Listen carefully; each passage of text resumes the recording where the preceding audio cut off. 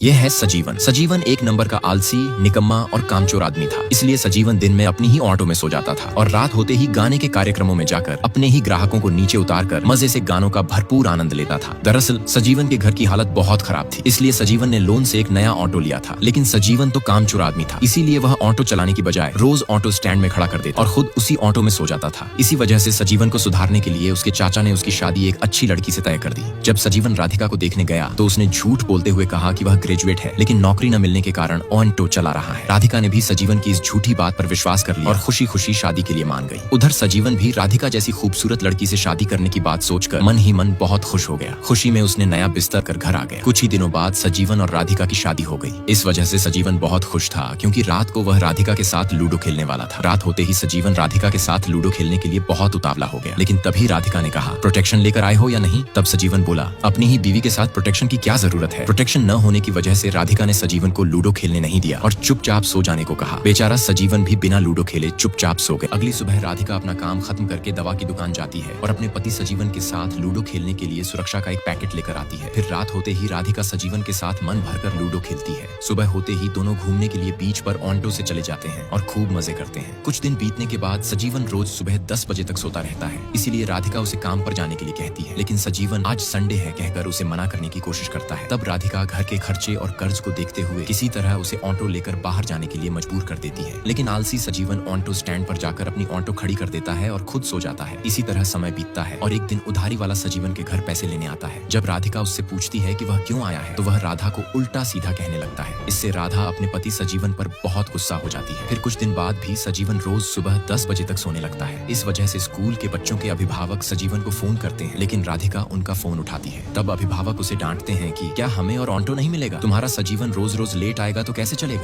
अपने पति की इस हरकत से राधिका तंग आ जाती है। आखिरकार कर्ज चुकाने के लिए वह अपना सोने का चेन सजीवन को दे देती है ताकि वह उसे बेचकर कर्ज चुका। राधिका चुपचाप बैठकर मन ही मन सोचती है कि जिसे अच्छा आदमी समझकर मैंने अपना पति बनाया, असल में तो वह एक निकम्मा निकला। यही सोचकर राधिका रात को सजीवन को छूने तक नहीं देती। अगले दिन सुबह होते ही राधिका बस से अपने घर जाती है और अपने माता पिता से कुछ मदद करने की बात कहती है। तब राधिका के माता पिता उसकी मदद करने के बजाय उसे अपने ही पति के साथ मिलकर रहने की सलाह देते हैं। यह सुनकर राधिका निराश हो जाती है और अपनी पहचान वाले टीचर के पास जाकर नौकरी करने की बात कहती है। तब टीचर राधिका से कहते हैं कि नौकरी करना कोई आसान काम नहीं है, इसलिए अच्छा यही होगा कि तुम कुछ दिन और सजीवन के साथ रहकर उसे सुधारने की कोशिश करो, देखना वह जरूर सुधर जाएगा। फिर राधिका रात होते ही सजीवन को अच्छे से समझाती है कि अगर तुम सुबह 4 बजे उठकर स्टेशन में अपनी ऑटो लगाओगे तो वहाँ पर बहुत सारे यात्री मिलेंगे। उन्हीं पैसों से हम धीरे धीरे करके सारा उधार चुका पाएंगे, इसलिए मैं तुम्हें कल सुबह 4 बजे उठा दूंगी और तुम उठकर स्टेशन चले जाना। इस पर सजीवन भी राधिका की बात मान लेता है। लेकिन जैसे ही रात के 4 बजते हैं, राधिका उठकर सजीवन को जगाती है और उसे ब्रश करने के लिए कहती है। खुद उसके लिए चाय बनाने चली जाती है, मगर तभी सजीवन फिर से बिस्तर ढककर सो जाता है। नेक्स्ट पार्ट के लिए लाइक और कमेंट करें।